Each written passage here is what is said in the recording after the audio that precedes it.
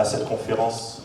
Gonagai. Et je vous demande d'accueillir déjà dans un premier temps le modérateur de cette conférence, Monsieur Olivier Fallet, rédacteur en chef du magazine Animeland.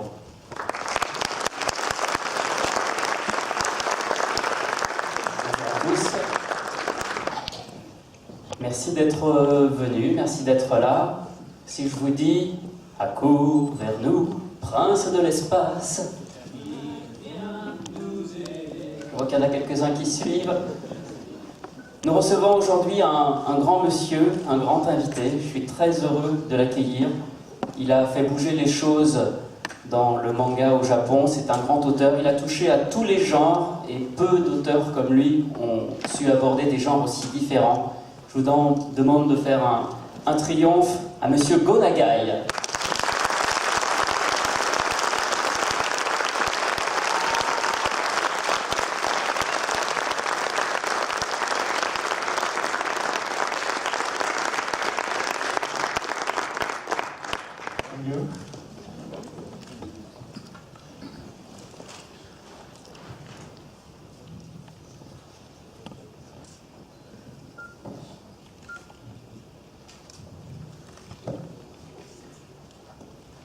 Bonjour Monsieur Nagai, bienvenue à Monaco. Konnichiwa.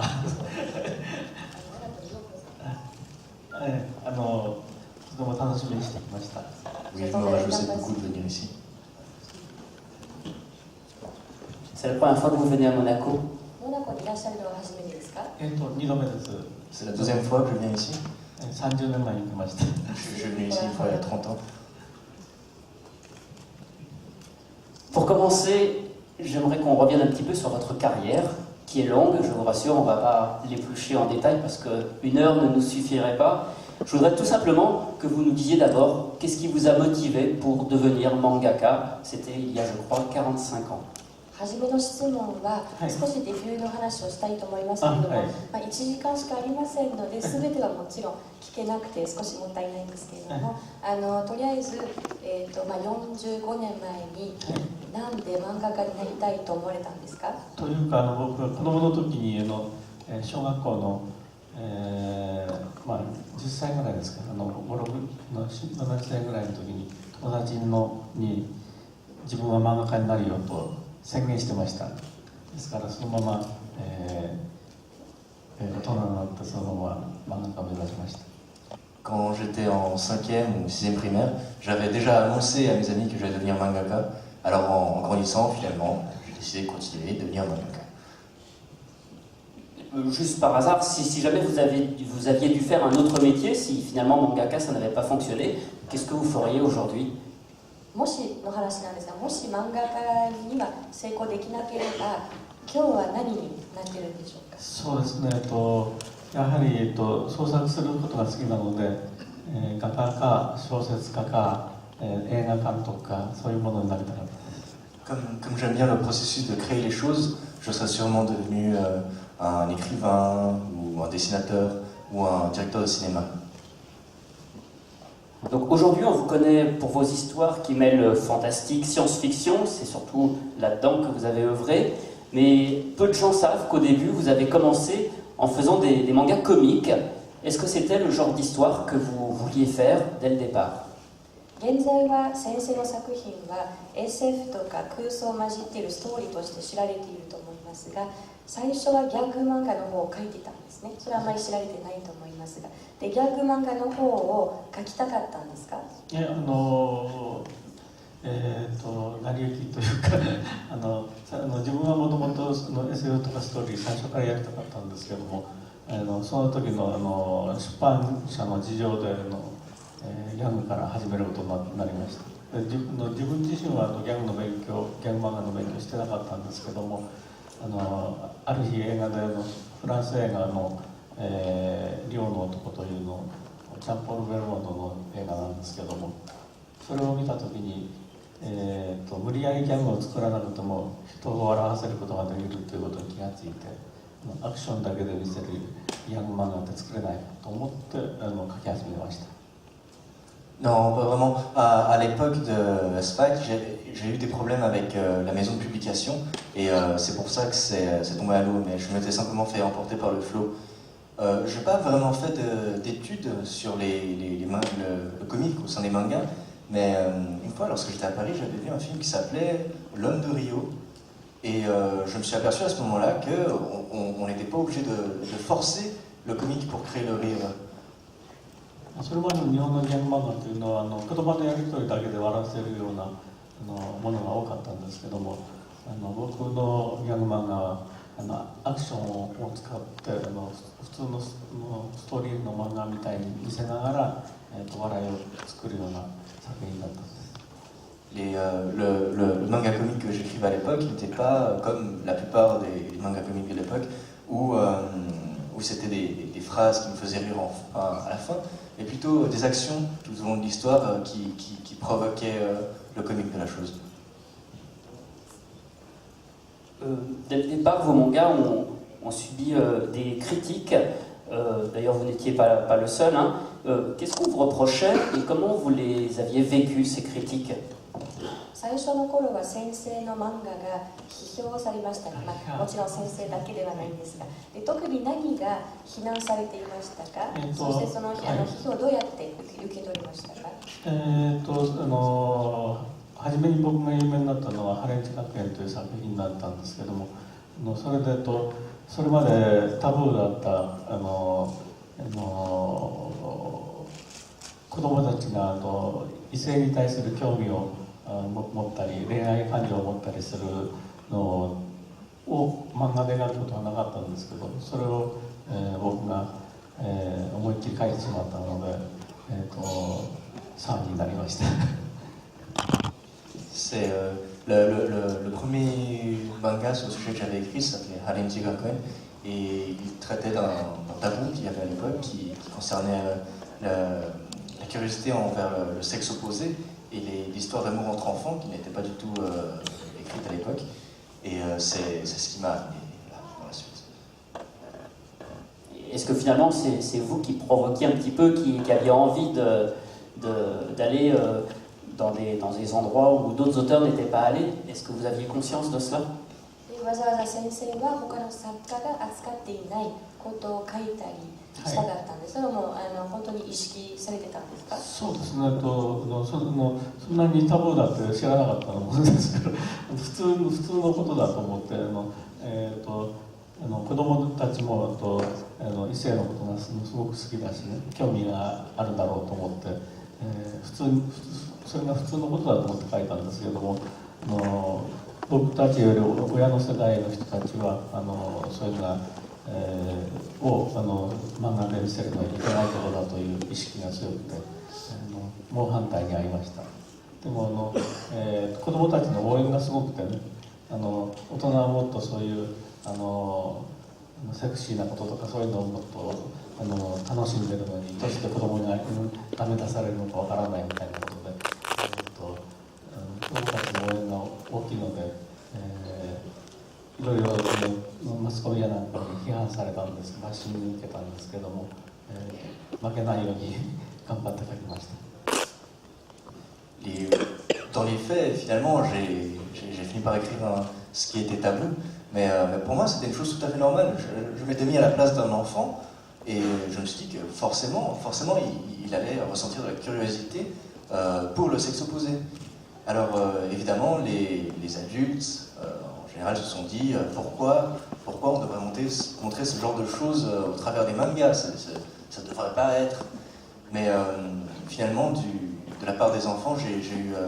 beaucoup de personnes qui m'ont encouragé. Alors malgré les médias qui m'ont beaucoup tapé dessus sur la chose, j'ai continué à écrire ça. À partir des années 70, vos histoires commencent à aborder un côté plus fantastique et aussi plus sérieux avec des titres comme Devilman, Maho Dante ou Violence Jack. Où est-ce que vous puisiez votre inspiration pour ces histoires qui étaient parfois très sombres? 70年代からデビルマンやバイオレンスジャックみたいにストーリーがもっと空想的でシリアスになります。インスピレーションをどこで受けましたか？もともとそういうものが書きたかったというのはあるんですけども、そうですね、僕の場合は大体書きたいものを考えると目の前にイメージが湧いてきて映画の色みたく見えるんですよ。それを通してどうやって画面に演出していくかって考えるんですけども、もう本当に目の前に白日もというんですかね、目の前にこういうスクリーンのようなイメージのシーンがバーッと見えてしまうんですね。Bien sûr, ça a toujours été là, j'ai toujours voulu écrire ça quelque part, mais quand je pense à quelque chose que j'ai envie d'écrire, je vois presque devant mes yeux comme un écran où s'afficheraient ces choses que je voudrais mettre sur le papier. Et je pense ensuite comment les mettre en scène, une fois dans chacune de ces cases, et c'est comme ça que je peux. Alors on a peine à l'imaginer, mais Devilman était classé à l'époque comme un shonen manga. Il était publié dans le Weekly Shonen Magazine.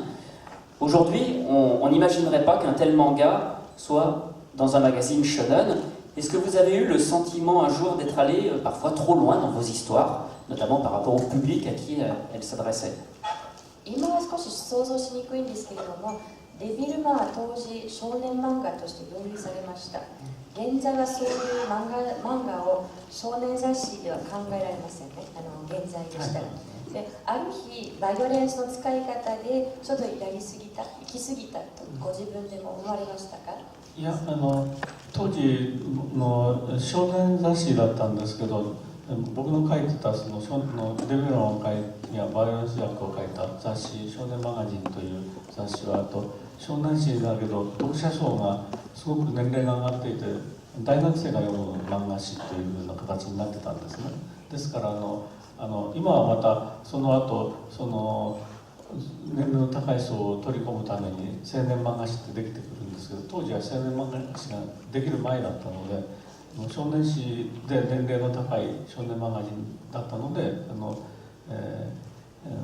書けたんですけども、だから一応少年漫画というふうになってますけど、内容的にはあくまで大学生の人たちが見て楽しめるレベルのものにしなければいけなかったんです。On a beau parler de shonen, pour le cas de Shonen Magazine, les générations de personnes qui lisaient le Shonen Magazine étaient essentiellement des universitaires. Petit à petit, à force de voir les prix, on peut voir l'âge des gens qui lisaient ces magazines particuliers qui commençaient à vieillir. Aujourd'hui, on peut se retrouver avec des magazines comme Sennendo qui ont comme objectif finalement d'attirer des personnes d'un certain âge, un public d'un certain âge. Mais pour le cas de Shonen Magazine, c'était simplement que, comme c'était essentiellement des universitaires qui en lisaient, je me devais d'écrire quelque chose pour les gens de cet âge-là. D'accord, mais certains de vos mangas ont été parfois très loin, vraiment presque trash. Est-ce que vous-même avez eu l'impression de dépasser peut-être certaines limites, ou est-ce que ça vous paraissait normal? 本当にいくつかの漫画はバイオレンスとか、多分セックスとかも本当に激しくて、自分では、普通に書かれてたんですか？多分これを書いたら、反応はどうかしらって思ってたんですか？いや、僕は書き出すと夢中になるというかイメージが湧くものをとにかく素直に書くんですけども、もしそういうのでダメな時は雑誌の編集者からストップがかかりますから、ストップがかかるために議論したりしながらダメ、それとも雑誌に載せられないといえばやっぱり引っ込めるし、OK だといえばそのまま書いてしまいます。そういうことを繰り返しながら一応やりました。でもだから少年マガジンという雑誌のレベルではあれだけ激しいバイオレンスは OK だったということです。Bien sûr, pour ce genre de magazine, il y avait quelqu'un qui venait voir finalement ce que je faisais et qui émettait un jugement dessus si c'était trop violent ou si c'était des sujets qu'on ne devait pas traiter à l'intérieur de ce magazine. Et bien sûr, si on disait non, j'allais discuter avec la personne, voir si on ne pouvait pas changer les choses ou simplement réécrire une nouvelle planche. Mais finalement, c'est que le niveau de violence était juste assez bien pour le niveau actuel des lecteurs de Shonen Magazine. On vous a déjà refusé des planches ou des idées? 断られたことはありましたか？あります。デビューの中でもこれはダメというのを言われたところはやめて書き直したりしました。Oui, même au sein de Devilman, il y en a qu'on m'a interdit de publier et puis j'ai dû les retirer. それでも他の漫画家から比べるととても激しい作品になったと思います。Mais je pense quand même que par rapport à d'autres mangakas, c'est devenu une série très vigoureuse. Vous avez aussi créé des héroïnes très sexy. Alors, il y a Cutie Honey par exemple, alors qu'on connaît en France,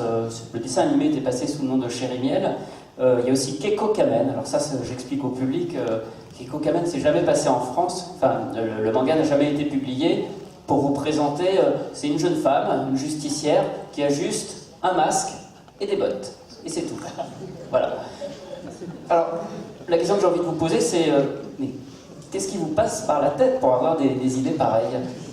永井先生の世界の中で洋服が少なくてとてもセクシーなヒロインが何人かいますね。どういうことからこういうヒロインが描けるようになったんですか？自分の憧れですね。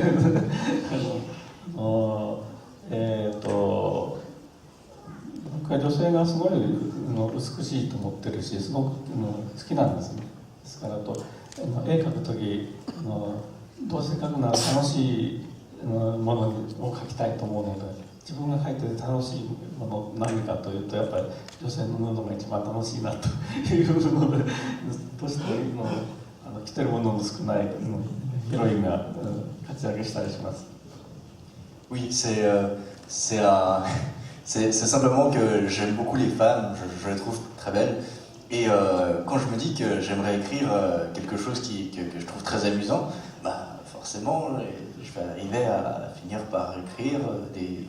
à dessiner des filles peu vêtues. À partir des années 70, vos mangas commencent à être adaptés à la télévision. Quel degré d'implication aviez-vous dans ces projets? Est-ce que c'était tout le temps pareil ou est-ce que finalement cela dépendait de certaines séries? 70年代から、先生の作品がいくつか漫画やテレビアニメ化されました。作品によって先生の関わりは変わったりしてたんですか？同じぐらいだったんですか？作品によっては。先生の作品が、アニメ化されたりして、そうです。僕一応テレビアニメシリーズの時はキャラクターデザインを全部してその人間関係みたいなのをきちんと描いてストーリーラインっていうかシリーズの場合でも最終的にどういうふうな流れでストーリーが流れていくというようなストーリーラインというのを書いてで1回ごとの話をアイデアを出したりシナリオライターと打ち合わせしたりしながら渡していきます。この作品でも同じぐらいですか？作品によって変わったりします？基本的には同じように関わってます。Alors pour les séries animées, je commence par faire le caractère design, je crée les personnages. Ensuite, je vais tisser les liens humains qui existent entre eux. Et ensuite, je vais travailler sur le storyline. Souvent, je vais travailler beaucoup avec le rédacteur, on va s'échanger des idées et avancer petit à petit l'idée. Les années 70, c'est aussi l'année des robots géants, avec Mazinger Z, qui sera un énorme succès au Japon. D'abord, est-ce que c'est vrai que vous avez imaginé le concept de Mazinger Z quand vous étiez coincé dans un embouteillage? 70年代っていうのはロボットの時代ですね。でロボットの漫画はマジンガー Z から始まりまして、でそういえばマジンガー Z のコンセプトを渋滞に巻き込まれていた時に発想したっていうのは本当ですか？僕が巻き込まれたんじゃなくてよく間違えて書かれるんですけど、僕が車に乗って運転していたのではなくて、街を歩いていて横断歩道を渡ろうとした時にたくさん車が動けなくなっているのを目撃しまして、それで各車の運転手たちが相当イラついてるだろうなと思って運転者の気持ちになったんですね。その時に自分がもし車の運転者だったら前の車を乗り越えていきたいと思うだろうなと思った時にイメージがパーッと見えまして、車から足が生えて前の車をまたいでいくようなイメージが見えたんですね。その時初めてこれまでと違うロボットマンが作れるかもしれないと思いました。それは人間が乗り込んで車と同じようにドライビングすればいいことだと気がついたんです。C'est une erreur commune qu'on peut voir lorsqu'on parle de ce moment-là. Mais en fait, j'étais pas pris dans un embouteillage. Je me baladais simplement au bord de la rue et j'ai vu toutes ces voitures qui étaient coincées à feu rouge et j'ai essayé de me mettre à la place des conducteurs. Et je me suis dit, qu'est-ce qu'il va être énervé, il va devenir fou. Et si j'étais un conducteur coincé dans tout ça, j'aimerais pouvoir avoir une voiture qui puisse passer par-dessus les voitures qu'il y a devant moi. Et c'est à ce moment-là que j'ai vu cette image d'une voiture avec des pieds qui me poussaient et puis petit à petit qui passait par-dessus les autres voitures. Et c'est là que je me suis dit que ce serait peut-être une bonne chose d'avoir un robot géant qu'on pourrait conduire comme une voiture. 僕の漫画の作り方はいつもそうなんですけど、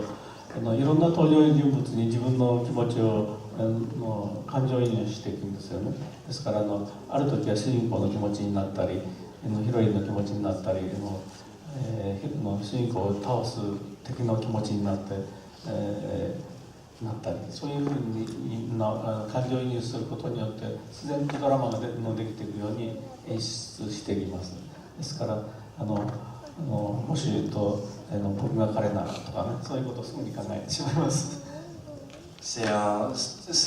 Dans mon processus de création, j'ai souvent tendance à mettre à la place des personnes. Alors, par exemple, pour ma série, ça serait le héros,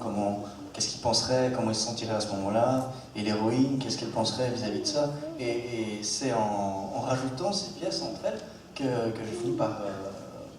créer la chose. Du coup, même en temps normal, j'ai tendance à me dire, tiens, je me demande comment cette personne se sent en ce moment. Juste après Mazinger Z, il y a encore quelques séries et arrive surtout Goldorak, UFO Robo Grendizer au Japon. Alors d'abord, comment est née cette idée et est-ce que vous pouvez nous expliquer si au départ c'était vraiment un manga, si le dessin animé a commencé en premier, parce que c'est des choses qui restent encore un petit peu floues sur la naissance. マジンガー Z の次はグレンダイザーの誕生でしたね、はい、グレンダイザーの誕生について少し説明してくれますか。最初は漫画でしたかアニメでしたか。誕生に関してはあんまりはい、漫画じゃなくてテレビシリーズがマジンガー Z のテレビシリーズが終わりに近づいてきた時に新しいやっぱりロボットを作ってほしい。これまでのマジンガー Z と違うコンセプトのものが作れないだろうかということをプロデューサーから相談を受けまして、それで新しい要素を何かに入れて、新しい作品作ろうと考えました。その時に思いついたのが子供の時の一度見たことがある本当に確かなものじゃないんですけども UFO の思い出がありますので、その時UFO が、ロボットと関わったら面白いんじゃないか、新しい要素になるんじゃないかと思って、グレンダイザーのアイデアを考えました。À la fin de Mazinger Z, je m'étais dit qu'il faut que je crée un autre héros, un autre robot. Et du coup, j'ai beaucoup réfléchi. Qu'est-ce qu'on pourrait rajouter à ce héros pour le rendre encore meilleur? Et c'est là que m'est survenu un vague, très vague souvenir que j'avais quand j'étais petit. J'ai cru voir quelque chose qui ressemblait à une soucoupe volante il y a très longtemps. Et j'ai décidé de mettre ensemble ces deux idées pour finalement me retrouver après avec Grendizer. Et concrètement, ça a été d'abord en manga ou d'abord en animé finalement, Goldorak? 具体的にはグレンダイザーをアニメにしようと思ったんですか？漫画にしようと思った。アニメとの漫画と同時にやろうとしたんですね。アニメの方にスタッフアニメの、監督やシナリオライターにストーリーを提供して、キャラクターデザインとかそういうのも提供してで自分はまた漫画で連載しようとしました。J'ai d'abord donné toutes ces graines de projets dans les animés, et c'est seulement par la suite que je me suis dit que j'allais imposer ça dans les mangas, faire une série. Goldorak a rencontré un énorme succès en France, mais pas au Japon. Est-ce que vous avez vous-même une explication à cela? グレート・エザイアもフランスでは大変人気になりましたが、日本ではそうでもないらしいです。自分では説明できますか？日本では最初のマジンガー Z がものすごく今までのテレビアニメの視聴率のパーセント値をはるかに超えるような大ヒットになったんですけども、その後のシリーズだったので、グレンダジャーの時は少しずつそのファーストインパクトみたいなのが少しずつ収まってきた時だったので、マジンガーと比べると少しの視聴率は悪かったんですけど、それでも最近のアニメと比べても倍ぐらいの視聴率を誇ってました。Le deuxième opus a eu beaucoup plus de succès, mais on peut dire que le premier opus a été plutôt un premier impact qui permettait d'habituer les gens au concept de Goldorak. Et c'est seulement par la suite avec le deuxième opus, que sur place j'ai pu récupérer des chiffres de vues conséquents qui, même comparés aux animés d'aujourd'hui, présentaient pratiquement le double. 海外にその後マジンガー Z やゴールドラックみたいな形で各国に行ったんですけども、最初に入ったものが、例えばスペインではマジンガー Z が先に入ったんですね。そうするとマジンガー Z が一番人気になって、ゴールドラックの時は少し落ち着いたとかおとなしくなったんですけど、フランスに入った時はゴールドラックが先に入ったものですから、マジンガーよりはるかに人気になったんですね。だから国によってどっちが先に入ったかでファーストインパクトの強さというのが、分かれて、例えばおととし2年前に言うと中東の4カ国に呼ばれていたんですけど、エジプトではマジンガー Z だったし、クエートやヨルダンではグレンダイザーが人気だったりとか、そんなふうに、バラバラだったんですけども、ですから最初に、ああいうスタイルのアニメのもう、どっちが入るかで違ってしまうんだと思います。Selon les pays, en fait, j'ai été invité récemment dans différents pays, et selon entre Mazinger et Goldorak, selon la première des deux animés qui est rentrée dans ce pays, le premier impact est différent, et le PU qui vient par la suite aura forcément des chiffres de vues différents. Alors pour le cas de la France, c'est Goldorak, et pour le cas de l'Égypte, ce sera par exemple Mazinger Z, c'est le cas aussi de l'Espagne, et de pays en pays. C'est vraiment selon le premier opus qui arrive sur place que les chiffres se vont bouleverser. D'une manière générale, est-ce que vous savez pourquoi les robots géants fascinent autant au Japon? 一般的に言えば、日本人はなんでこんなに巨大ロボットが好きかご存知ですか？そうですね、僕自身は最初僕より先に僕が少年時代に鉄人28号という巨大ロボットがあったんですけど、大きさは、マジンガーやグレンダイザーの、より半分以下というか5、6メートルの巨人ロボットだったんですけども、ラジコンで操縦するようなスタイルだったんですね。そういう漫画を見ながら育ったというのもありまして、いつか巨大ロボットというものを描いてみたいとは思っていたんです。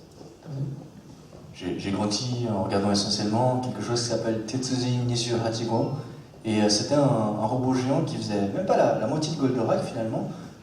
c'était un robot géant de 5-6 mètres qui était du type où on les dirige avec une Il était télécommandé. Merci. Qui était télécommandé. Et. On n'entend pas. Ah, excuse-moi. Et qui était télécommandé. Et c'est pour ça qu'en grandissant, je me suis dit que j'allais faire des robots géants. Est-ce qu'aujourd'hui vous continuez à dessiner et à quel rythme? 現在でも絵を描き続けてるんですか？どのペースですか？月に今50ページから100ページぐらい書いてます。雑誌で連載しています。J'écris 5 à 100 pages par mois. C'est beaucoup. 多いですね。多いです。30年ぐらい前、20代から30代ぐらいの時は最高で月に500ページぐらい書いてました。Pendant la période de mes 20 à 30 ans, en un mois, pendant les gros mois, j'écrivais jusqu'à 500 pages. フランス人の友達がいるんですけども、漫画家の友達にそのことを話したら、そんなことしてたらハートアタックで死ぬぞと脅かされました。フランスでは5ページ書けば暮らせるよと言われました。J'ai un ami mangaka français et il m'a dit que j'allais mourir de crise cardiaque si je faisais des choses pareilles. En général, on écrit 2 pages par jour maximum. D'après vous, est-ce que c'est possible aujourd'hui pour un jeune mangaka qui débute d'être aussi polyvalent, de toucher à des genres aussi différents que ce que vous avez pu faire vous tout au long de votre carrière? 先生によっては現在の若い漫画家が先生みたいに多目的になれると思われますか？そうですね、なれると思うんですけど、やっぱりそういうふうにやるためには編集の人との戦いが大変なんですよね。で編集の人というのはどうしても最初に書いた作品でこの漫画家はこういうのが得意なんだとイメージ作りされてしまうのでなかなか他の作品を書かせてもらえないというのがあるんですね。ですからそれを打ち破るために自分はいろんなことをして駆け引きをしたり人気のギャグ漫画が書く代わりに1回だけストーリーもののアクション漫画書かせてくれとかね、そういう駆け引きをしながら自分がこういう違うジャンルのものを書けるんだよっていうのをアピールしていったんですけども、それはやっぱりすごく努力のいることなので今の若い人そこまで熱心に、やらないっていうか、自分のスタイルが決まったら一つの作品ずっと書き続けていってしまうという傾向がありますね。Oui, je pense que c'est possible, mais pour ce faire, ça va être un long combat avec les directions et la personne qui va corriger ce qu'on dessine. Le problème courant, c'est que les personnes vont se faire une idée fixe sur le premier travail qui va être rendu. Et du coup, ça va être difficile par la suite de faire quelque chose de différent. Alors, pour ce faire, ça serait bien de, par exemple, écrire de dessiner, juste un épisode qui serait essentiellement centré sur l'action, ou une petite histoire de temps en temps qui soit comique, des choses dans le genre. La tendance qu'on peut voir souvent chez les jeunes, d'après moi, ça serait qu'une fois qu'une personne s'est trouvé un quelconque talent quelque part, dans l'action par exemple, il se verrait poursuivre ce chemin tout au long de sa vie jusqu'au bout, sans essayer de toucher aux choses qui pourraient se retrouver juste à côté. 僕は人間には笑いたい時、怒りたい時、恋愛したい時とかいろんな時期があると思うんですね。そういうそれぞれの中でいろんな作品が生まれるんじゃないかと思ってるんですけど、怒りをうまく表現したい時とか笑いを表現したい時、それからまた、自分の恋愛感情でありね、異性の思いとかそういう、あるいは親に対する思いとかいろんな思いがありますので、いろんな思いをそれぞれ違った作品にしていくことができるはずだと思っているので、ありとあらゆるいろんなタイプの漫画を描きたいといつも思っています。Je pense qu'il existe chez l'humain des périodes où un humain aimerait aimer, rire, pleurer, être fâché, et qu'il serait possible de cristalliser ces émotions et de dessiner des types différents de mangas. Et c'est pour ça que je trouve étrange qu'on se cantonne à un seul. Et j'aimerais moi-même pouvoir être aussi polyvalent. またいろん人間はいろんなことに興味を持ちますし、僕自身すごく好奇心の強い人間なので、未来に対する希望を考えて、SF 的な、人間の未来がどうなっていくかとか考えてみたり、あとは過去の歴史はどうなっていたのだろうと思って、昔の時代を調べて歴史的な漫画を描いてみたりとか、いろんなことをやっています。またヨーロッパの文化ではどういうものがあるだろうかと考えて、何年か前に、ダンテの新曲を漫画にしてみたりとかしました。Moi-même, je suis quelqu'un de plutôt curieux. Alors, dernièrement, j'ai essayé, par exemple, de m'imaginer notre futur en tant qu'espèce et de dessiner ça. J'ai aussi pensé à notre passé, j'étudie beaucoup l'histoire et essayé d'écrire une histoire sur notre passé. Ou encore, récemment, j'ai pu dessiner quelque chose qui se basait sur l'enfer de Dante. Vous savez qu'en France, le manga rencontre un très grand succès depuis 20 ans avec la télévision, mais depuis surtout 15 ans en termes de publication papier. Du coup, ça déclenche des vocations. Il y a des jeunes dessinateurs français qui rêvent d'être mangaka et qui rêvent même d'être publiés au Japon. Quels conseils pourriez-vous leur donner? フランスではほとんど20年前から多分15年前から漫画はすごいブームになってまして、それで漫画家になりたいっていうフランス人も何人か、何百人かいるんでしょうね。だから若いフランス人の漫画家に先生はどういう提案をあげたいですか？そうですね、やっぱり自分の中で心の中でどうしても描きたいものっていうのが出てくるんですね。そういうものをいかに出していくかってことが大事だと思うんですね。それは、自分の心に嘘をつかないというか、自分のなんていうかな、自分の中にある情熱みたいなものをうまくと漫画で表現していくことができたら、すごく、誰もが納得できるようないい作品になると思うんですね。Je pense qu'au fond de chaque être humain, au bout d'un moment,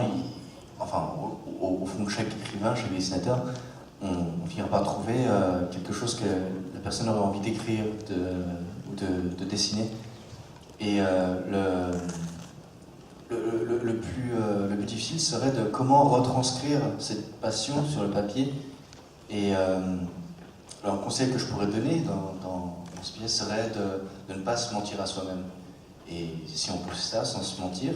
et continuer à retranscrire sa passion sur papier, je pense qu'on pourra arriver à un résultat final plus qu'acceptable. 僕がそれからフランスで忘れられないことが登るやつの映画祭で審査員で来た時に取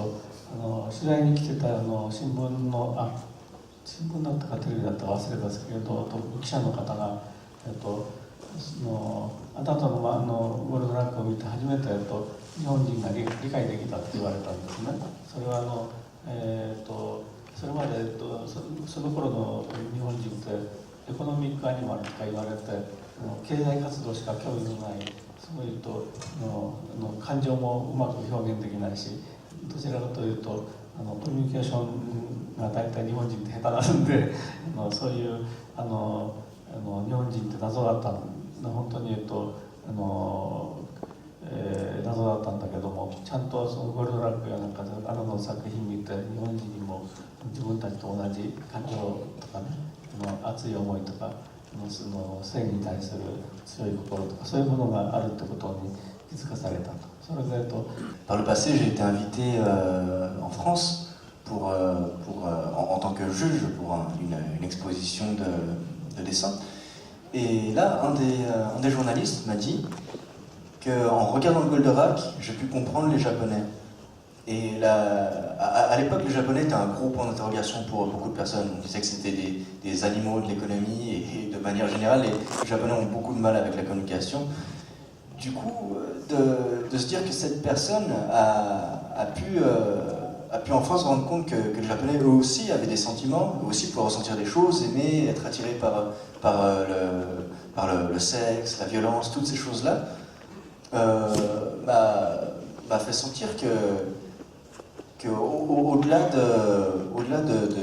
tous ces petits détails qu'on peut trouver au sein d'un pays, la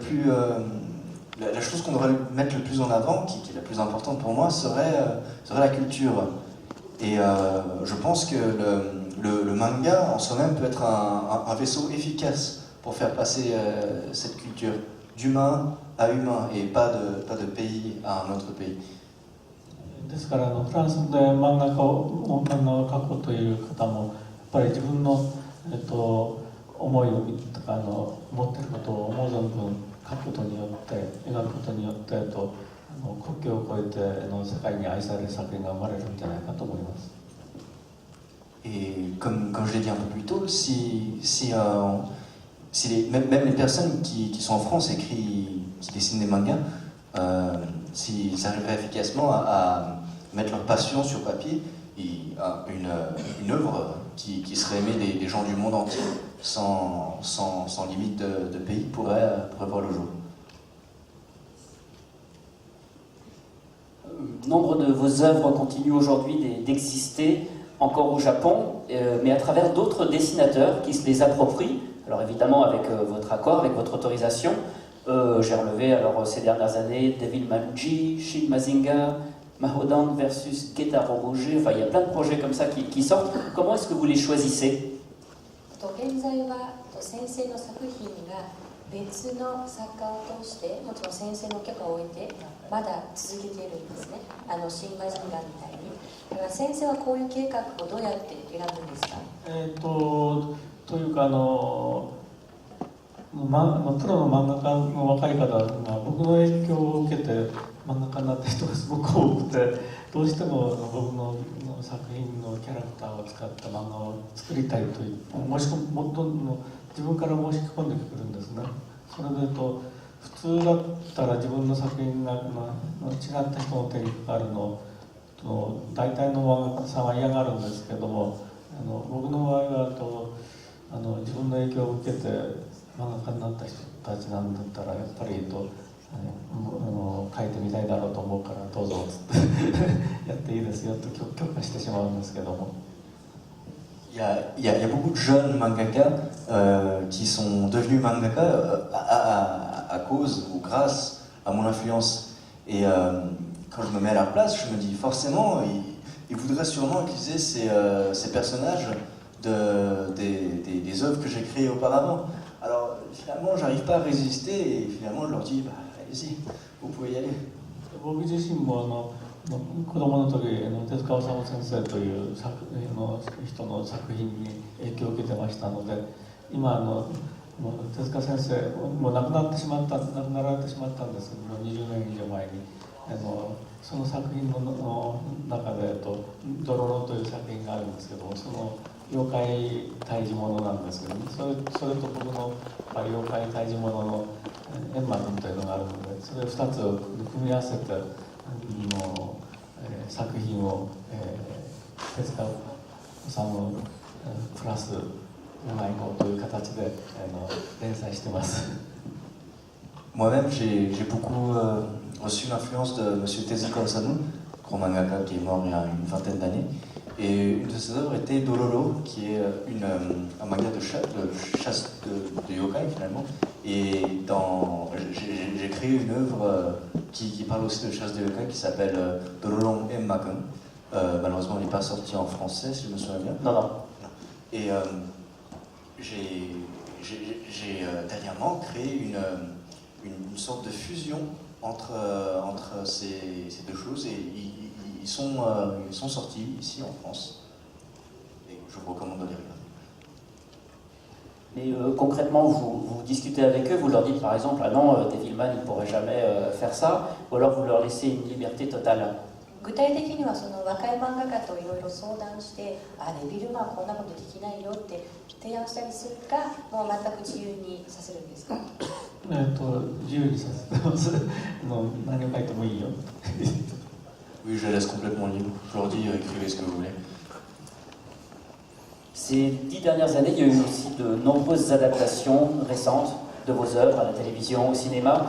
est-ce qu'il y a des nouveaux projets qui sont en cours? Est-ce qu'on pourra voir encore d'autres adaptations? 最近の10年で先生のいくつかの作品がテレビ化されたり映画化されたりしました。これからも新しい計画はありますか？はい、たくさん、やっているんですけど、なかなか制作費の集まり具合とかいろんなことで遅れたりいろいろしてるんですけど、まだまだたくさんの企画がこれからも動いていくと思います。Oui, je pense que ça va continuer à bouger. Malheureusement, c'est un peu retardé. Par exemple, pour que les fonds se rassemblent, ce genre de petites choses, mais ça avance.